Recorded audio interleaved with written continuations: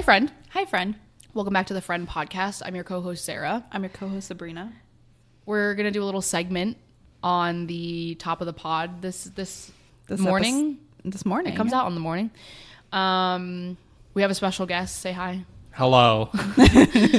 We dragged Alex into the intro because Sabrina wants to introduce a new segment she's starting called Mediocre Palm Reading.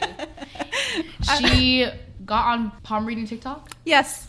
I'm stuck in it. It's every other video, but it was accurate for you, right? Yeah, I did it on me and my brother, and I would say it's pretty accurate. Are you excited? Totally. He's like, can you act curious?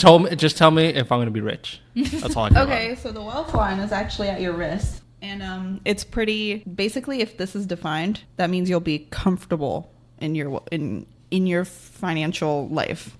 So whatever that means for you, financial future, but whatever that means for you, like if you want to be rich, that probably means you'll be rich. But if you're comfortable being poor, then that probably means you'll be poor and comfortable. Fine with me. He's not fine with that, so it's probably the former, it looks like not the latter. Medium defined to me, so you might have a little. All right, we got to ask my brother next time. Okay, this is your lifeline. Basically, this is where it starts, and if this is the beginning of your life, this is the end. You can tell in the beginning that there's a break. That means you've had a hard childhood. Oh, hell yeah. That See, it's pretty accurate.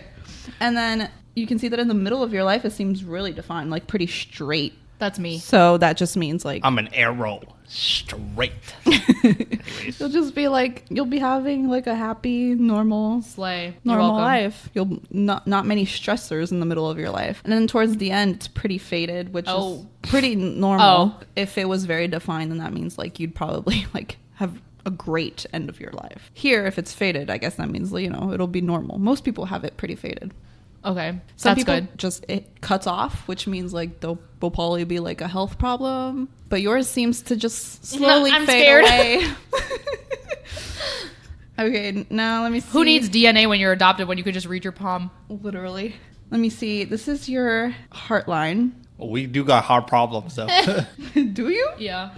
Well, no. Blood problems. I don't know very much about heart. I haven't really dived that deep into it, but good to know we have a qualified specialist on board. It's looking deep. Yeah, I can't really. All I know is that depending on which finger it goes, this is your Saturn finger. Saturn means that you will have less of an emotional life. Well, we're on that track already. Like, in your heart, in your heart. He's never emotional. Yeah, in your heart, it's like less this emotional. Is pretty whereas accurate. this one would be more emotional. All right, what you got, gang? Well, she's not done with you. Oh. And then this is this was heart, this is head.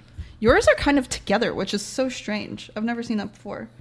Basically, the only thing with this, if it curves down, that means you're more of a creative person. And if it goes straight like this, that means you're more of a logical, like left brain person. And yours is quite literally both. That's because you're artsy and not? Yeah, look, it's straight and then it breaks down. Yeah. So it's like half and half. Nice. Now, I'm not going to read I can read your relationship one, but not your children. Because apparently, children lines only show up on women. Or they're only accurate on women, which I find interesting. Wait, well, what is this one? Relationship? Yeah. Relationship to who? It basically is just like when love life. Oh, tell him yours, though. Mine said that one was Wait, we got to finish this one. Oh. Yeah, I'll tell you in a sec. This could either be like you'll be in separate relationships or you'll just be in points of your life. Wait, I haven't read it yet. Or you'll be in points of your life where you are more focused on your love life rather than anything else. Fair enough. So like you have two lines, this one and this one. Yeah. The closer to the bottom, that means like it's like younger. So like I would say that's probably Sarah right there, 20s. And the one on top is pretty faded. So who knows what that is? It could just be like this is you guys now, and then that one is like another spike in your love life for whatever reason. When I get the Porsche. Probably 50. Oh my God. Yeah. When you get your Porsche, really? I love how he's just saying stuff that's not related to his love life. Yeah. When he gets his Porsche, he's going to be more in love with you. Yeah, because I got it. Like. Yeah, that's interesting that you have two. I feel like you might have three. I can't tell. Doesn't that look like a line to you? No, I think it is. Yeah, 1, 2, 3. Yeah, though the middle one's kind of faded, so I don't really know what that means. Yeah. Your strongest one, your deepest one is usually the most connected one. Yeah. And this is around the age 20s. So there it is. Hey, girly. What didn't we connect when we were 16 though? Yeah. It is a little, it's like, But it's the strongest now or something. yeah, it's in quadrants. So this would be 50. This would be middle age. And this is anything below and this is anything above. Slay. Love that for you, King. I'd say that's pretty accurate. Yeah. Yeah. Thanks for coming on the pod for your Mediocre palm reading. Oh, did you discover anything different that you thought you might not have? No, I don't think so. Pretty accurate. It's pretty accurate. I was very impressed by the exact split for creative and logical mind. Do you have a favorite you would like to share with the girlies? Like thing that you've been liking recently? F1. True. Oh yeah, you have been very into F1 recently. I got him the new Mercedes F1 Lego set. He has other F1 cars, but he's very into that. Yeah. What's the driver you've been into? Hamilton? No, I've been watching a lot of Verstappen. Oh, is that German? No, he's Netherlands. He's from the Netherlands. Okay, well, there's your boy favorite, F1. You have a hot take? No, I don't have any hot takes. I can't think of any at this moment. You just have some that are too hot is really the problem. Yeah, it might cause a fire. Well, thanks for coming. We Thanks. appreciate it. All right, my turn. All right. For my mediocre palm reading. Sit over here. Ugh. Okay, so first of all, your wealth line is pretty, I'd say it's also medium defined. Actually, it's straighter than Alex's. So you'll feel more comfortable with your wealth throughout your life. Thanks, Dad. True. That's gotta feel pretty comfortable. This is your lifeline. Aw, look at you. You got a pretty great lifeline. Beginning is fairly, it's got a little ridges and bumps, but that's like normal. And then the middle is very straight. Like there's no faults. I saw one thing on TikTok that like each line that crosses it means you're gonna like travel. So that's a lot of travel. Me? Mm-hmm. Travel? Mm-hmm. Clearly you've traveled a lot in your childhood, and then here Yeah, I it's did travel less. a lot in my childhood, and then I travel less now. Yeah, I'm going to Vietnam this summer. that's true. That's true. Yeah, there's nothing else to say. At the end, it fades naturally. Yeah, you have a pretty chill life. Not much stress. Slay. Not much. Yeah, his had a lot more stress lines than yours. It adds up. That works. I mean, I had a stressful like infancy though. Yeah, your beginning looks pretty good to me though. Maybe I was just destined from the start to be I don't know okay. what this means. I'll have to look it up, but I'm interested why it like has so many different split lines at the beginning. I haven't seen that yet. I'm not gonna guess, but maybe it's because you're adopted. Thank you for that. This is your heart line, and it's going towards the other finger, so it's like it means you're more emotional and you like know how to express your emotions very well.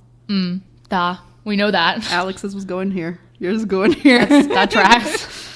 And What was then yours? Mine is in the middle. Oh, I could see that. Yeah. This is also accurate. Right. I'm spooked. It's crazy. I did this with my brother, and it was also very accurate. I'm just shook that everything actually adds up. And then this is your heart line. Wait, why is everybody so different? Mine and my brother's were the same, but yours is curving, I think. I feel like it looks like it's curving. Yeah. It's very split at the end. I don't know what that means. All I know about this is if it curves, you're more creative. If it's straight like that, I'm then more you're creative. more logical. So it looks Definitely like not it's- logical. I don't understand most things. Yeah. Yeah, to me, it definitely is curving more that way. Let's look at relationships. I'm going to need you to do this. 1, 2. Oh, look at how deep that one is. Basically, for some people, it adds up with, like, the amount of relationships you have and when you have them. For other people, it's, like, really just, like, true love or when you, like, really have an experience that's, like, really big compared to other ones. Okay. So, like, this one seems to be... Smaller. Yeah. So it's less deep. Less deep. And it's, like, if this is the middle spot, then that was, like, in early. your teenage years. And this would be like in your 30s, 40s, 50s.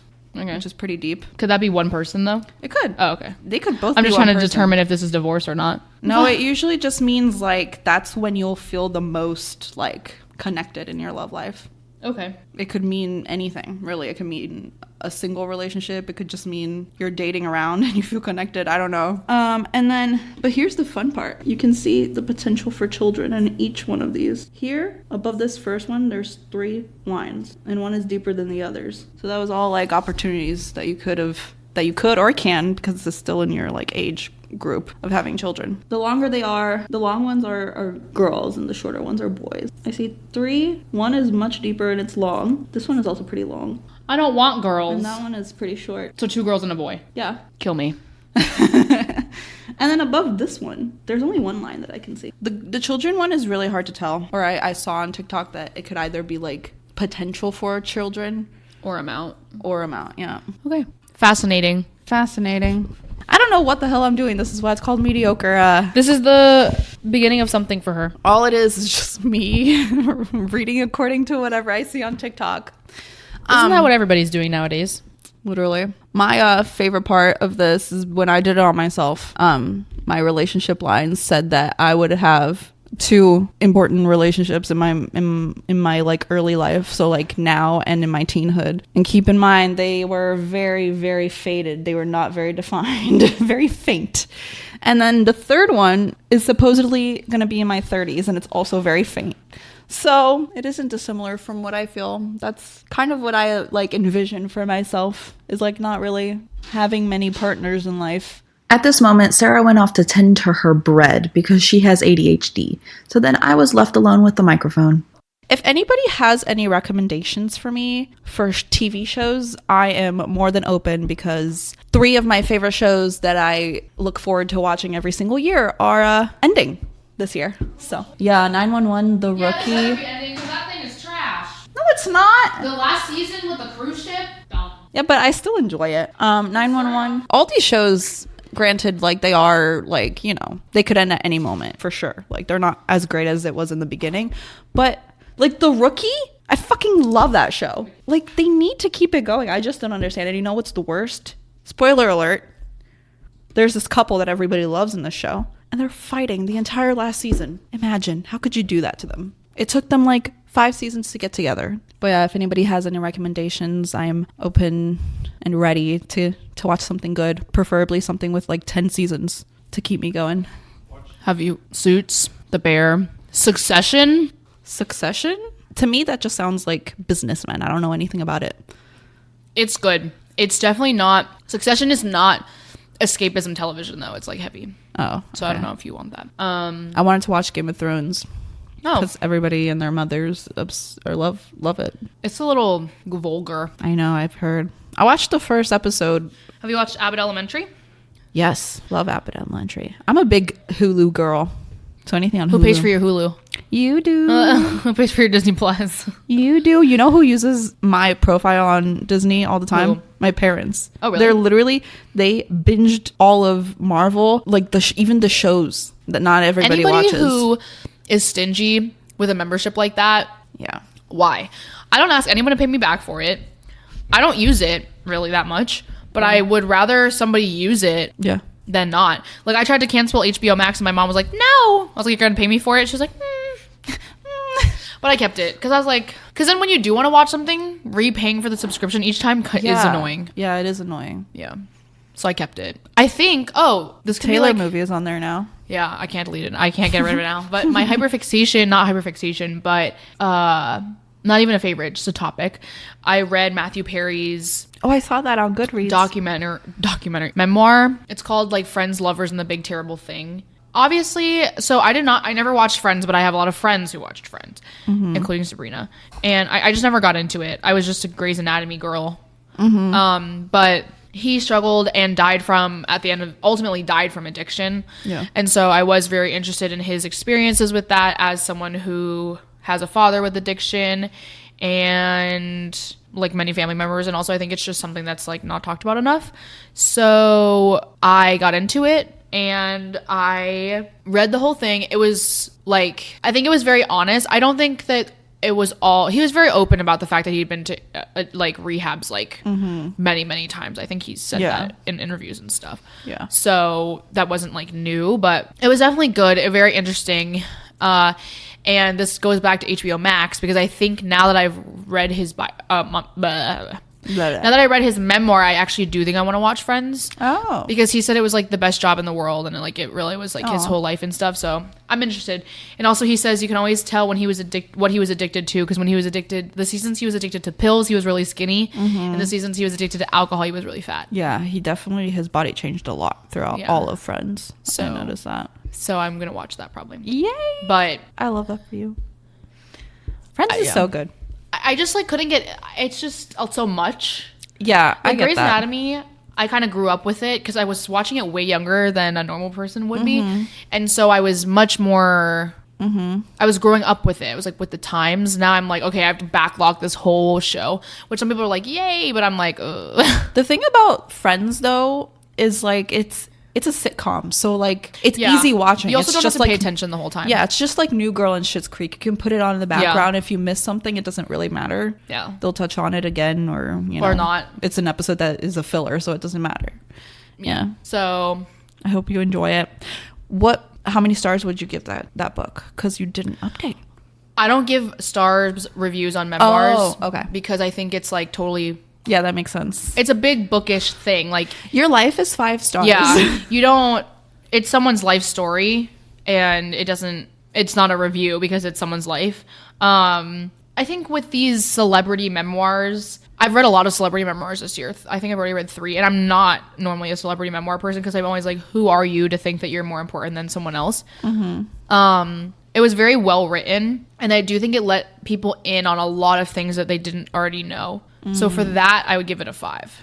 Okay. But I'm not giving it a review based on the fact that it's his life. Yeah, I understand that. Kind of want to read it now. It was pretty well written. I don't think anybody helped him with it because he's a writer technically. Yeah. So, and the opening sentence and the last sentence are very like gripping. Oh. So, and it's short. Oh, we love that. Yeah. Like if you're listening to the audiobook, which I did because I don't have time to read anymore. Like the only time I have to read is when I'm doing something else. I don't have time to sit with the book. Yeah. I listened to it and he narrates it. Oh. Yeah. Which in a weird way, it's like weird because he's dead now. Yeah. The first sentence is like, my name's Matthew Perry and I should be dead or something. So it's just like kind of like, oh, that's crazy. But I read it on 2 times speed and I think I finished it in 4 hours. Oh my God. Yeah. Stop it. I'm going to get it right now. And there was a big wait for it on Libby though. Yeah, I can imagine. Sabrina's also excited because I started reading Fourth Wing. Yes. So guys, I was such an ACOTAR girly at the beginning of this podcast, like starting in November. And now I'm like in a freaking slump with ACOFAS. Yeah, what did I tell you? Yeah. A little like, novella. Where's the action? Where's the... I don't know. So... There isn't any. Yeah. I don't want to skip it though. So I got on audio and I think I'm just going to listen to it. Yeah, that'll help for sure. I just want to get through it. Like, I don't care. This one is all about character building. Like there's not much action. Not like there's no war going on. They're all actually trying to rebuild. It's pretty gripping though. Yeah, that's true. You mean ACOFAS? Yeah. Oh, I thought you were talking about Fourth Wing. I was like, there's no war. No, ACOFAS. They're all trying to rebuild from the war. Technically, is what's going on. Spoiler alert, I guess. When A Court of Mist and Fury is my favorite one. Wait, really? No, you said ACO War is your favorite. ACO War, A Court of War and Ruin. So yeah, this is the exact opposite of that. I'm like falling asleep. The last one has a lot more action. Thank God. You'll be hooked. Trust me. So you're not even reading right now, are you? I'm not. I'm struggling. I just can't. This is what I mean. I'm so uninterested in anything. There's no show I want to watch. There's no movie I want to watch. No book. Not even music. Like, not even music gets me going lately. You depressed, girly? I don't think I'm depressed. I'm just in between things to be entertained by. So, like, right now, technically, I am entertained by freaking ghost hunting videos on YouTube. That's the thing right now. What's your Goodreads goal for the year? Let me check. I think it's 13. 2 years ago, I was 20. I did 12 and I read 20. Then the year after, I did 21. I did 22 in 2022. That's so impressive. And then in 2023, last year, I was so busy. My goal was like 17, and I think I like literally just met it at 17. Yeah. This year is 20, but I discovered the beauty of audiobooks. Yeah. So I'm at 13 books already, and it's only March. That's crazy. So if you want, every time you're like, oh, I could be watching a YouTube video right now, put an audiobook on. That's true. That's very true. I just hate having to wait. Like, every time I get a book on Libby, I don't want to read it anymore. So I like to look at the free ones so I can just grab it and read it. I've also gotten a lot of books on Libby that I already have on my TBR. Oh, yeah, that's smart. And they're all on holds, but I have the physical if I want to start them. But then what I like about that, like I have Fourth Wing on Kindle and on audio. Mm-hmm. So when I can't read it and I'm only getting like 2 pages a day in because I'm so busy, I can just listen to it on my drives and stuff. Yeah, that's great. How many books have you read so far? Do you know? Audio? This year? 13. That's crazy because my goal is 14. That's insane. You could be done. I don't even think I can do more than 14. I'm just not... I'm a mood reader, so I could never like push through books, and I'm a slow reader, so I simply could not do like anything above 15. I don't think. We're lucky to live in a big county because the Libby options are much better, like Montgomery County. The available now section is huge. Yeah. So, like, Fourth Wing and Iron Flame are ready and open to read right now. That's so crazy. The Covenant of Water, which was a really big book. I'm glad my mom died. We both read that. Those are a lot of really good books that people are looking for. Yeah. Counting the Cost, It Starts With Us, Educated, The Guest List. That's supposed to be a really good book. The Dutch House I just read. That was like a 2-star for me. Where the Crawdads Sing. Don't get me started on that book. I'm kind of upset that I can't. I don't like to read books after I already watched the show that it's based off of or the movie. So I'm upset that I watched Where the Crawdads Sing because I feel like it would have been so great if I read it. I love that book. You were interested in reading Me Before You, like the... Yeah. And they have both of those out and ready to borrow. Yeah, they do. The audio. I know. That's true. I should do that. You seem so jazzed. I'm just not into it. I actually have the one we were going to buddy read. Oh, yeah. I forgot the name of the... Thorn of Glass. Thorn of Glass. Throne of Glass. We're noobs. We're Sarah J. Maas noobs, bro. I have that sitting right now at the house I'm staying at, and I just simply can't open it. I don't know what it is. And I'm actually interested in the story because I read a little bit, but I don't know what it is. I just can't do it. Every time, so we were going to buddy read it. And I don't think that we're built for, but first of all, the times you can read, I can't. And then you're slower than me. Yeah. Most of the time. And I like to read it a lot at once. Yeah. But we can still read it around the same time and talk about it. But I mean, I read ACOTAR like a full year after you did. Yeah. And it was still just as... Check out her TikTok of me. You should post that on the Oh my god, I should. Friends podcast. I will. Yeah. Sarah's journey through ACOTAR. It's a spoiler if you haven't read it and you're planning on it. So beware. Yeah. Today, Sabrina interviews me. We did hers 2 weeks ago. Yes. And now it's your turn. Now it's my turn. She asked deeper questions than I did. Yeah. I didn't expect them to get so deep. But so if you want to get down there, honestly, down there, in there, I'm glad it turned out that way because I think you're such a yapper. You talk, you speak your mind all the time. So this way people get to know you on a deeper level. I enjoyed it. I liked the questions and I'm excited to see what you guys have to say about my thoughts, my deepest thoughts. Also, we should just say we're trying to incorporate more audience stuff in the podcast, so we will be asking soon for we're gonna do an ask us anything, advice thing. And this is to all the people we know in real life. If you want to come on the podcast and you have some topic that you're dying to talk about, text us, DM let us know. We're open and ready. Yeah, email us. What is it? friendpodcast11@gmail.com. Yep. It's in our bio on our link tree that I created. And so official. Yeah. And let's jump right into the interview. Okay, so now I'm going to go ahead and ask you such difficult questions. Get ready. I'm kind of scared, actually. Feel just like how I felt. I was very nervous. I was we didn't show each other the questions beforehand. No. Either time. We're just raw dogging it. Yeah. There's going to be actually some deep questions and some lighter ones just like you did because if it was all heavy, it'd be rough. And some of them I'm very curious about. Can't wait. Do you know the answer to all of them? No, I'm actually curious. Okay. Number one is, what is your biggest motivator? Oh. You know what's so funny? I think I should go with my immediate... Yeah, go with your immediate thought. I'm going to say my dad. Oh, wow. I think, I don't know if this is bad or good, but I think I do a lot of things in my life to get a gold star from him because my mom gives gold stars for anything. And my dad does not. So I really have, up until this point in my life, I've worked very hard to be mostly the student that he wanted me to be. Mm-hmm. So, but I think honestly, way to make me almost cry on the first question. Well, but I think my grandfather too. My grandfather passed away a year ago. His birthday just passed, and he paid for all of his grandchildren to go to college. Mm-hmm. And I don't think one of my cousins didn't finish college, and I don't think there's regret in that because he's doing something completely different. But I do think that if I never finished and I felt like I had wasted all of that money, because I have been to a few colleges, guys, and I've wasted a lot of out-of-state money, a lot of money, and I've probably already spent over $200,000 total on school. So, and to come out of that debt-free, I feel like I owe it to him to finish.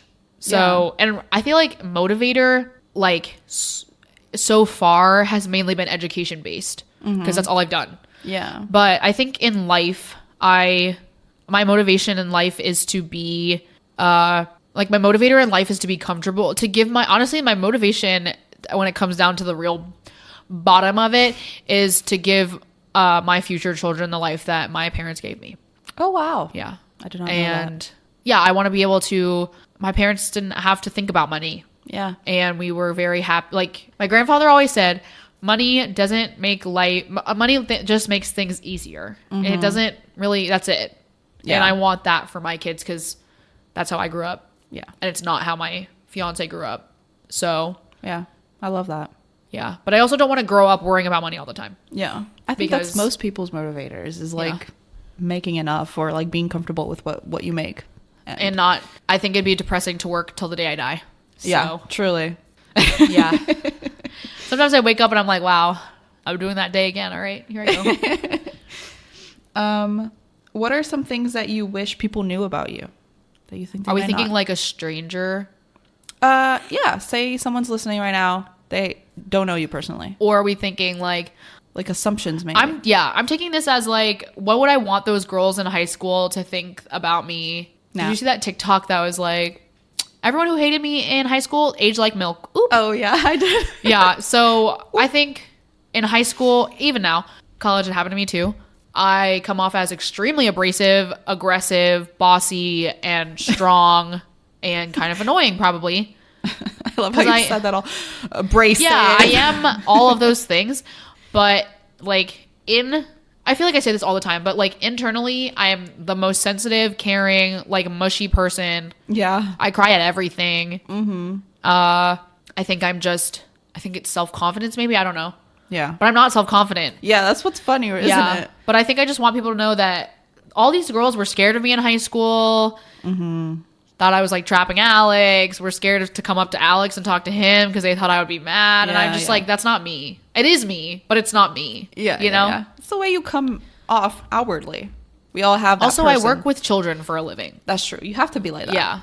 Like you can't, the way to get things in life is, the way to get things in life is to not be like, yeah, can I? No. Yeah, that doesn't get command the attention. But I have I'm extremely submissive in public settings. Like I'm not a Karen. No. I like don't even want to talk to people on the phone. No. So.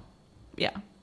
I guess inside doesn't match outside. Yeah. This is exactly what I expected from you when I asked this question. I was like, yeah, she's actually just a little marshmallow inside. Yeah. But like, I think that I do attract softer spoken, timid people. My fiance, when we first met, barely spoke. So I think it shows even more. And I think that does then make people think like, oh, she trapped them. Because Sabrina also doesn't talk very much. No. But would you believe me if I said I'm not the biggest yapper in my family? Yeah, truly. If anything, you're like on the lower half. I really, my family is full of strong women. Yeah. And I am not the biggest yapper. I'm not even talking about my dad. I'm talking about my extended family. Yeah. Honestly, even my dad is not the biggest yapper. Yeah. And my dad and I yap. Yeah, that's so true. And you look at my parents. My dad attracted a very soft-spoken, quiet person. It's like... Yeah, I think that's just the dynamic. It's how it works. But Alex claps back. He does. Here's the thing. Like, if you're, like... I've been close with you for a long time. Like, the longer we've known each other, the more I'm, like... I low-key become like you a little bit. Because, like, I just learned from you. But everyone's like, oh, Alex probably just, like, gets... Nah. No. I get humbled every day. So... Yeah. It's just not always. I feel like if you're close with us, it's in public. Yeah. Yeah. But I guess some people don't see that. Yeah. Now you know. Now you know. The more you know. If you could have any job, what would it be? Any job. You know, I really think... Release me from this house. Release me from the shackles of education. No, I honestly think in another life, I would have been doing something with animals Oh, I love that. Like a marine biologist or something. Yeah. I'm a big animal person. You are. And I love... And you love the ocean. Yeah. I love water. Yeah. But I don't know. Nothing brightens my sounds- day like a sea otter release, you know? Truly. Like something with conservation, I think. Oh, yeah. I can see that And my for you. mom is very conservationalist mindset. I think I would do that. Yeah. I love that. That's Very not fitting. what I would have said like 2 years ago. What would have been? But when I was a 2 kid, years I was ago? like, I'm going to be a doctor because everyone was You a have doctor. to be a surgeon. Yeah, girl, bye. Can't even know. We don't even know what 1 + 1 is. Trying to give people medication. Yeah, definitely something with animals. Cutie. I love, my mom and I go on nature walks a lot, and just like looking at animal dens and like trying to figure out who lives there, and like an animal rescuer, That'd be cool. or just like someone who fosters baby wildlife. You could still do something like that one day. I do when I own a house and I want to foster. Yeah. Me too. I would have a lot more rabbits if I was allowed. We only have one. The only reason is because Alex won't allow you. If Alex was not here, this house would be bunnied up. I think I'd probably have 4 or 5. Do they even know that you have a bunny? I don't know. I own a bunny. He's quite literally the light of every part of my life. He's my son. Yeah. I'm extremely allergic to the hay that he eats, though. So yesterday I stuck my head. So rabbits live in their hay, essentially, because they eat all the time. So I'll go up and like sniff him, and then like I get a hive on my mouth, which I've had since last night, and it's still there. So, but we make sacrifices for those we love. And I think they're a very misunderstood pet. Ours is very social. Yeah. It has a big personality, and I feel like Big time. I would just love, like, imagine 4 of those things running up to you. Oh, I'd cry. What do a lot of parents do that screws up their kids' development? I know you know a lot about this. Are we talking about parental, like psychologically or physically? Oh, give me both. If you can. Physically, this is not really developmental. I would say to any expecting mother, you need to give your kid a lot of tummy time. Their head will be flat in the back. My nanny kid, Lily, has a flat fucking head. She knows it. She had one as a baby because she was never put on her tummy. It's like a real thing. You need to put your kid on their tummy. Yeah. And do not hold your baby all the time. The biggest red flag as a nanny is how much it's easier. Yeah. Parents are tired. Contact naps are easier. You can nap while they nap. It's like they're on your chest. I would encourage you to think about the horror stories because everyone's like, oh, it won't be me. But people have smothered their children by accident. Put your baby back is best. That's what they always say. And back is best in their crib with no toys and bumpers and anything in the crib. So, and this is one that most people don't know. Your kid should not be sitting in their car seat strapped in like that for more than an hour at a time. Oh, interesting. It's bad for their hip development. So if you're like, oh, he's napping, I'll leave him, take him out. This only goes for pumpkin seats. So the infant seat you use from like the time they're born till a year. They're all curled up. Yeah. And you see a lot of people like taking their babies into Walmart or whatever with in Target in the stroller or in the car seat. Prolonged periods like that are bad. But overall, I think like the hill I'll die on. Well, the hill I always die on is car seat safety. Yeah. But the other hill I die on is like, put your baby down. Yes. Like, I don't believe that your baby should be screaming and screeching and crying it out. But the more you show them that they need the contact, the more they're going to want it. And it does not pay off in the long run in any way. It doesn't pay off when you want childcare and your kid's screaming because they want you. It doesn't pay off for anybody. Yeah. Psychologically, I think gentle parenting is a totally dumb thing. Yeah. Your kid doesn't need to hear that you love them when they're in trouble. I did not have a gentle parent. I didn't have a gentle parent. You didn't have a gentle parent. I don't know. Yeah. Our generation was not parented gently. No. You were yelled at when you got something wrong. As a teacher, this generation is soft. Like if you even say like stop talking, if you say it the wrong way, like they start crying. Yeah. And it's because you didn't say that like what I love you, Pookie. Your kid should know that you love them enough that you don't have to say I love you so much, but you can't do that. No, they're not hearing that. It's too gentle. You need to look angry. You're a human. They're not going to be met with that in the future when they grow up. You're not going to, when you're getting rejected at a job interview, they're not going to say, we loved you so much. You're so beautiful. But sadly, no, they're going to be like, unfortunately, like you didn't meet the qualifications. Yeah. So that's like the most detrimental thing you can do for your child. And it's extremely glorified on social media. Mm-hmm. I have nanny kids that are raised, or I had nanny kids that were raised roughly in a gentle parenting household.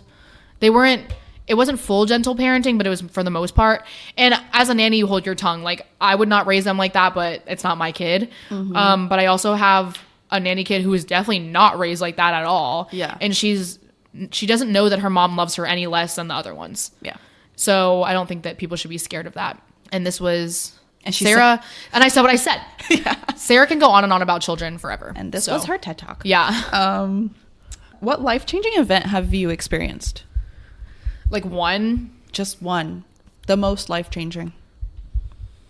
I think I'm gonna go with like a very surface level answer. I have not had a lot of close people die to me. Oh yeah. Die. My grandfather died. My dog died. But on the very surface level, probably my most life-changing event was moving from New York to Maryland in 2011. Oh wow. I think you think I was gonna say college or something. I don't know. I didn't think anything. I moved to Maryland when I was 11, fresh out of 5th grade. Yeah. And I don't know. I remember myself at that age, I was going through a lot of tween things. Yeah. And I just remember thinking like it was depressing and life was just so sad. Yeah. And now you couldn't pay me. Stripped away from your friends. You couldn't pay me to move back to the city now. Yeah. So it all works out. Yeah. But that was like my most basic life-changing event. I like that. I forgot about that. But I met my best friend here, my fiance, everybody I know. Yeah. Basically. Well, not everybody, but I got my driver's license here. I graduated from high school here. Yeah. I'm graduating from college here. Like, yeah. I really put my roots into the DMV. Ew. Disgusting. I'm not one of the ones that we don't like Maryland. We don't like Maryland. Goodbye. There are worse but places we probably will be here all of our life. You won't be. Whoa. True. Yeah. True. I probably will be. It's funny because I want to be. Yeah. If a genie granted you 3 wishes right now, what would they be? Oh my. And don't say fucking world hunger. Like, no, I wasn't gonna say that. These are all very selfish. A successful completion of my degree. Oh my god. You won't be getting that so soon. Genie, come in. Yeah. Enough money to buy a house in cash. Yeah. And afford it after, like the taxes and stuff. Yeah. You should just say like a house fully paid. Okay, a fully paid off house of my choosing, genie. And for my parents to never die. Oh my god, that's a good one. I don't think Genie would allow that, but I think about that often because I have older parents. Yeah. I did not mean for this episode to be so deep. But it's true. Yeah. I feel I have Sabrina's mom had her 21. Sabrina has a lot more time with her mom than I have with mine. Yeah. My mom's 73 and your mom's what, like not even 50 yet? No, 43, 44. I don't even know. Well, she had you at 21 and you're 24. So we are 46. Yeah, that sounds about right. Something. That's probably wrong, but that's like 46. Your mom was 56. 49 when she... Yeah. So that puts it into perspective. Yeah. So, yeah, that's what I would wish. I like that. Oh, I think I got another one, but I don't have one. I wish pets could live forever, too. Oh, truly. Like, Archie's already turning... Everybody that I love to live forever. Yeah, Archie's already turning 7. Oh, don't say and that. rabbits die between 8 and 11, so... No, not all of them. He could live forever. He could. Will he? I'm mad at myself that these are so deep now. I promise there's a light one in here that I really like. What's the hardest lesson you've ever had to learn? That not everyone's gonna like you. Oh, that one's really hard for me. I'm a people pleaser to the maximum level of people pleasing. Yeah. And I used to just hate it. Just used to rip me up that people didn't like me. And honestly, I think it comes with age. Definitely. I'm telling you, the 25 year mark, the age of enlightenment, I'm telling you it's real. So real, and I'm so glad it is. Yeah, I don't give a fuck. Like, fuck you.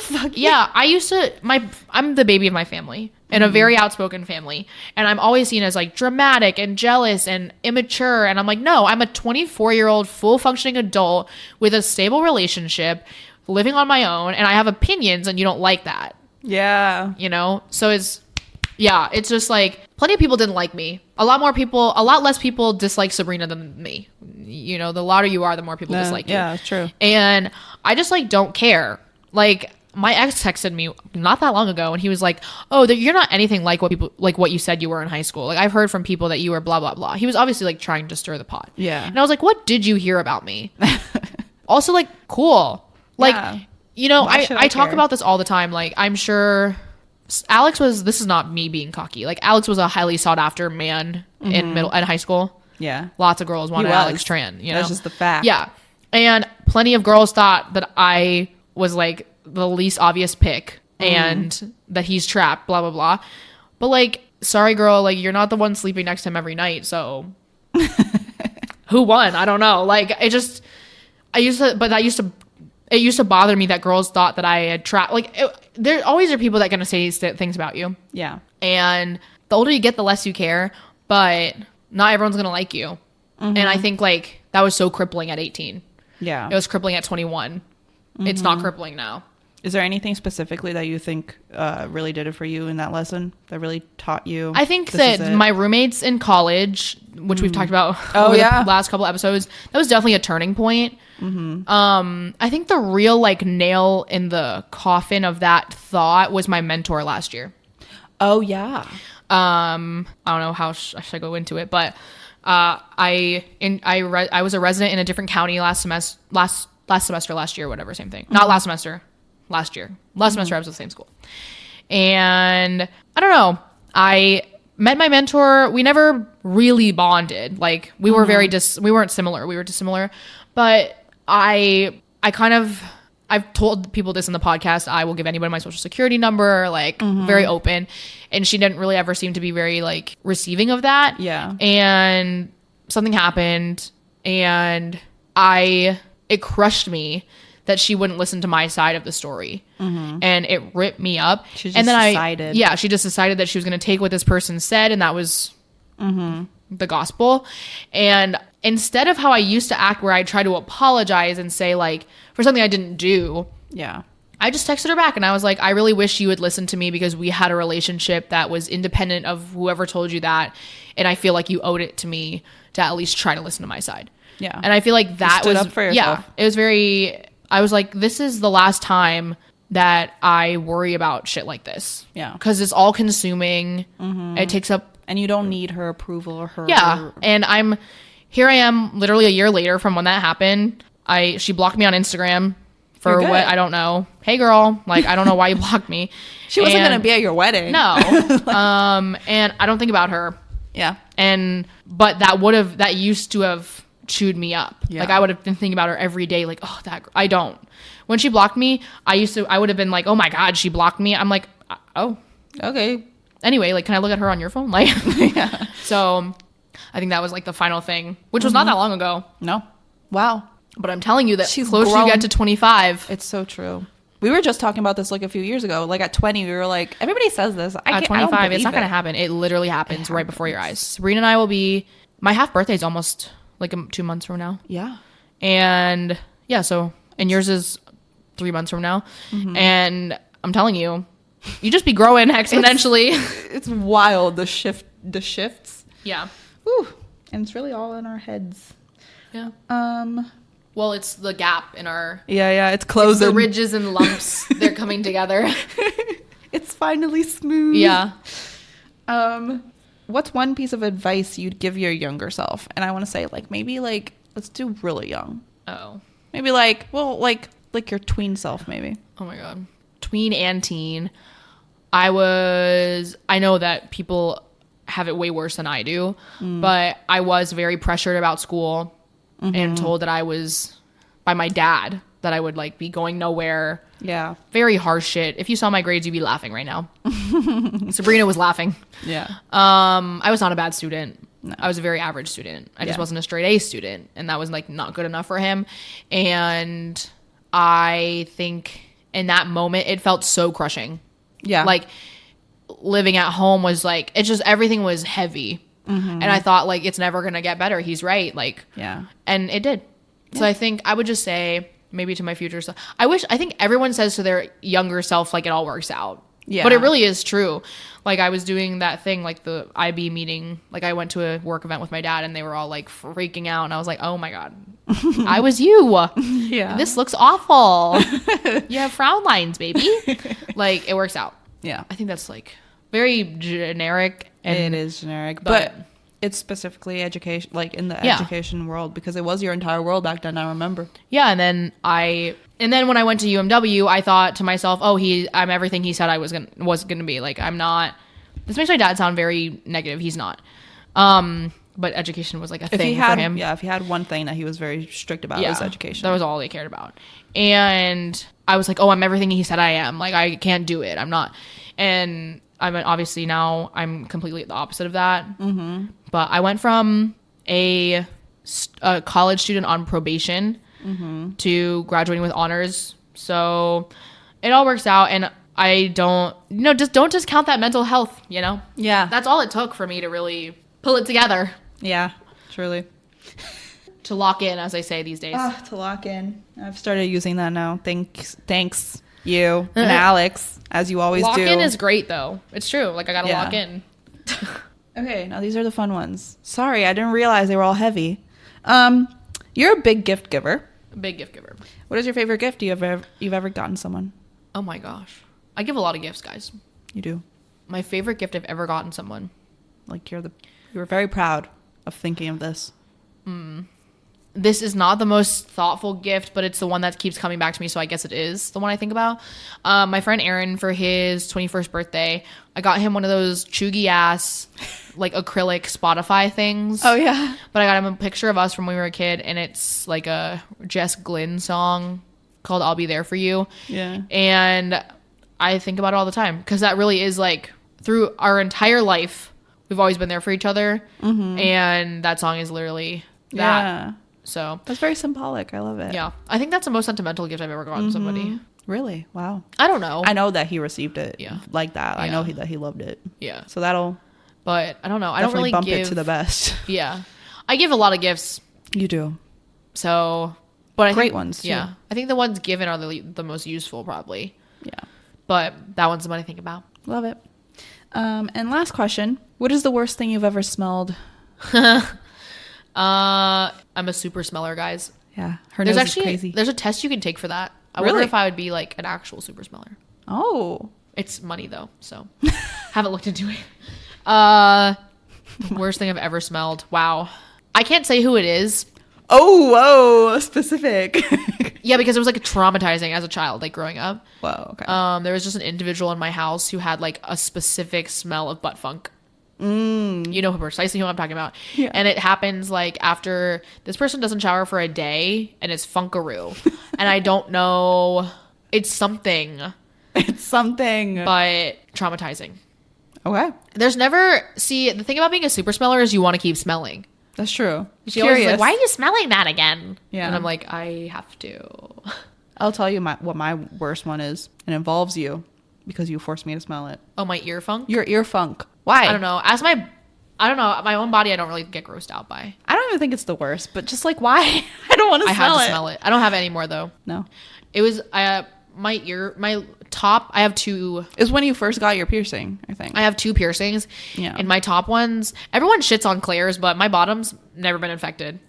My top ones, I got at Piercing Pagoda, infected all the time. They did it wrong somehow. Yeah, one of them is actually scar tissued up. Mm-hmm. Actually, maybe not because I just pulled it off. But they're both, my second holes are closed-ish. And there used to be an odor out of there. Mm-hmm. Yeah. And you like to show and tell. Yeah. But I find bodily smells fascinating. My own bodily smells. It is fascinating. Like my own, I'm like, let me smell that. Yeah. But if someone else, I'm like, bleh. Every poop I have, like, I can't stop, like, wanting to examine it. There is a specific brand of newborn poop, though. Really bad. Percolates. There's something about children's shit in general. So any poop that's not your own smells bad to you. Yes. And when you're a nanny, you smell a lot of other people's poop. And it's not masked by getting into water. It's like in the open air in the bedroom in a dry diaper. Yeah. And it's something. Mm-hmm. But no, the specific traumatizing smell that I am thinking about is someone in my family who just, I don't know. They're not dirty. No. There's butt funk. Yeah. Funk. And I'm sure to that person, they don't No, they know. care. Yeah, but they probably don't think it's that bad. They like live with it. Yeah. Yeah. I'm like, why do you just think that should be your natural sin? Absolutely not. Well, this has been 10 questions with Sarah. It's like Vogue. Like 25 questions with Selena Gomez. Yeah. I hope you got to know a little bit more about her. I didn't know we would get so deep, so now you know a lot about her. Those were pretty deep. Yeah. I didn't think they would be. What do you think I was going to say? Like that this goes to show that she's a marshmallow inside. Yeah. She'd be sentimental in there. I am very sentimental. Yeah. Nostalgic, sentimental. And it may not show. It actually has. I don't think it has shown on the podcast yet. No. So We should. Here it is. We should. I'm not going to, but y'all should have seen me watching Mamma Mia. Oh my God. I will freaking post that on TikTok or something. Oh my gosh. Yes. Oh, I deleted all my videos on my phone. So sad. I like legit like cry over movies. Specifically. Romance. But Mamma Mia, the mother-daughter, I'm already going. The mother-daughter relationship in Mamma Mia could Yeah. All right. Well, also I'm getting my period, so this is not fair. oh, sorry. Okay, well, put those tears away. I think those were good questions though. I think some of them were like you could have made deep that I didn't. Yeah. So True. now you can decide which one of us you like better now that we both Yeah. have an interview. Pick. Yeah. You're forced to pick right now. Pick me. Pick me. Choose me. Love me. I'm also Grey's Anatomy stan. Yeah. Until next time, bye, friend. Bye, friend.